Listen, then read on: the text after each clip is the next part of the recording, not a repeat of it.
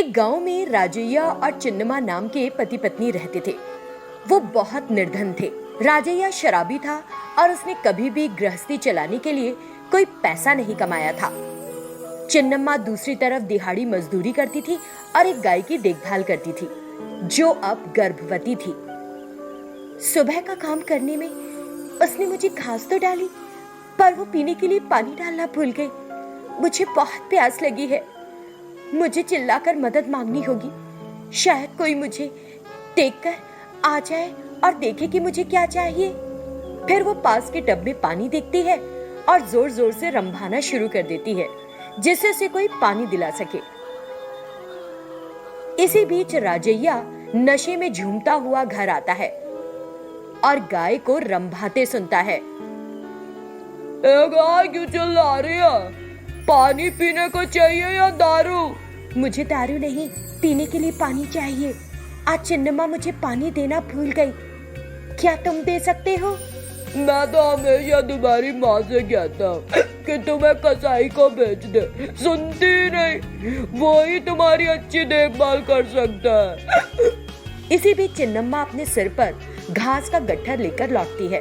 अपने पति को गाय के पास देखकर चिंता में दौड़ते हुए वहां आती है। तुम गाय के पास क्या कर रहे हो? वो गर्भवती है। अरे वाह, कसाई मस्तान सुनकर और भी खुश होगा। फिर मैं ज्यादा पैसे मांगूंगा चिन्नमा। क्या तुमने गाय बेच दी? जब कभी तुम मुझे पैसे देने से मना करोगी, गाय बेच दूंगा। चलो। अगर आप रोज ही मुझसे पैसे मांगेंगे तो इतना पैसा मैं कहाँ से लाऊंगी? इसीलिए तो गाय को मस्तान को बेचने के लिए कह रहा हूँ। वो मुझे पैसे देता रहता है। मैं इस बात के लिए कभी राजी नहीं होंगी। पति पत्नी पैसे को लेकर लड़ रहे थे। तभी रुद्रा नाम का ग्राम प्रधान अपनी मोटरसाइकिल पर वहां आया। और चिन्नमा, सब कैसा चल रहा है? जैसे तैसे शराबी पति के साथ जिंदगी गुजार रही हूँ। मेरे यहाँ आने का कारण है कि तुम्हारे पति ने घर मुझे 50,000 रुपए में बेच दिया। इसीलिए तुम अपना सारा सामान लेकर ये घर छोड़कर जा सकती हो। मुझे अपने चावल के बोरे रखने हैं। चिन्नमा उसकी बात सुनकर रोने लगती है और उसे विनती करती है कि वो उनसे घर खाली ना कराए और वादा करती है कि वो कुछ समय बाद उसके सारे पैसे लौटा देगी। पर रुद्रा इसके लिए तैयार नहीं होता। लाचार चिन्नमा घर खाली करने लगती है। वो गाय को पिछवाड़े में रख देती है। माँ, तुम किस बात को लेकर इतनी उदास हो? बोलो। मेरी प्यारी, मैं सोच रही हूँ कि तुम्हें कैसे बचाऊं। तभी उसके दिमाग में एक विचार आता है और वो बिना समय गवाए अपने पिछवाड़े में जमीन में सुरंग खोदना शुरू कर देती है। फिर वो गाय को जमीन के नीचे उस सुरंग में छिपा देती है। जब भी राजैया गाय के बारे में पूछता है तो वो उससे कहती है कि रुद्रा गाय को ले गया। बाद में वो छुपकर गाय के लिए घास और पानी लाती थी। फिर एक दिन गाय ने एक बछड़े को जन्म दिया। भगवान, तुम कहाँ हो? मुझे एक वरदान दो। मुझे एक वरदान दो। मैं ठीक तुम्हारे सामने हूँ। बताओ क्या चाहती हो? अपने बच्चे को दूध पिलाने के बाद मैं अपनी माँ चिन्नमा की मदद करना चाहती हूँ, जिसने मेरी इतनी अच्छी देखभाल की। आप मुझे आशीर्वाद दो कि मेरा दूध कभी खत्म ना हो। तथास्तु, ऐसा ही होगा। तब भगवान वहां से अदृश्य हो जाते हैं। गाय फिर चिन्नमा को बताती है कि वो उससे जितना चाहे उतना दूध दूह सकती है। उसके बाद चिन्नमा गाय से निकाले गए दूध को बेचना शुरू कर देती है और धीरे धीरे वो अपने लिए एक छोटा सा घर खरीद लेती है और फिर खुशी खुशी रहने लगती है। भाग्य अपने बेटे केतन और बहू मीनाक्षी के साथ रहती थी और उनका एक मध्यम वर्गीय परिवार था। भाग्य की बहू गर्भवती थी और वो एक दिन कहीं बाहर जा रही थी।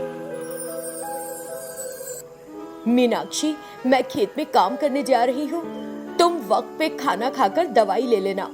साथ ही अपने पिछवाड़े में गाय भी गर्भवती है, उस पर भी नजर रखना। गाय को हरी घास और बासी चावल का पानी खिलाते रहना।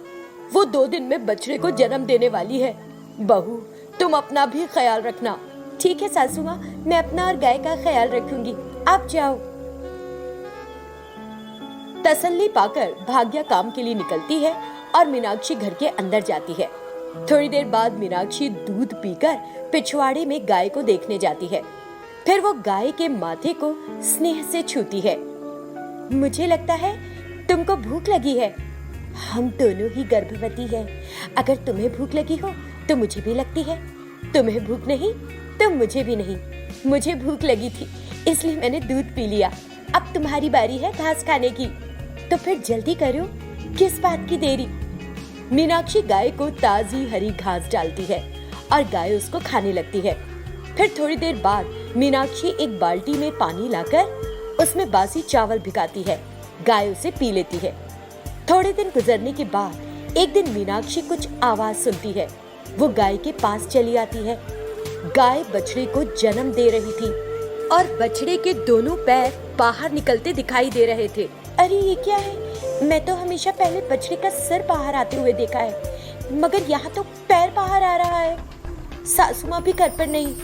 मीनाक्षी अपने आसपास किसी की मदद लेने के लिए ढूंढती है, मगर कोई नहीं दिखाई देता। इस गलत प्रसव के कारण गाय को बहुत दर्द हो रहा होगा। मैं क्या करूं?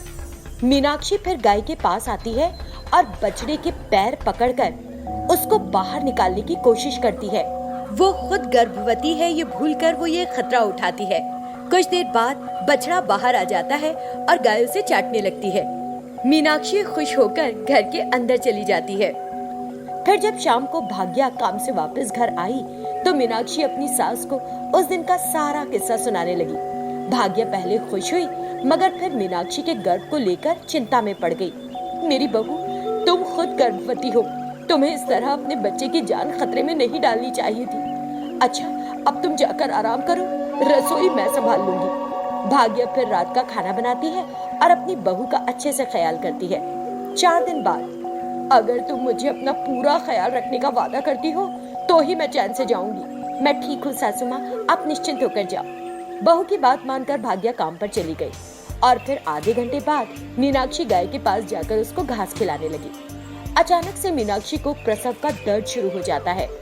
वो वहां से हिल नहीं पाती और वहीं जमीन पर गिर जाती है। मीनाक्षी मदद के लिए देखती है। गाय उसे जमीन पर पड़ी तड़पते देखती है। मेरी प्यारी, तुम चिंता ना करो, मैं हूँ तुम्हारे बगल में और मैं तुम्हारी मदद करूंगी। तभी गाय को अपने पास एक ठेला दिखाई देता है और वो उस ठेले को मीनाक्षी के पास लेकर आती है। वो मीनाक्षी को उस ठेले पर चढ़ाती है और फिर ढकेलते हुए अस्पताल लेकर जाती है। डॉक्टर मीनाक्षी की परिस्थिति को देखकर उसकी डिलीवरी का ख्याल करते हैं। मीनाक्षी बेटे को जन्म देती है और माँ और बच्चा दोनों स्वस्थ रहते हैं।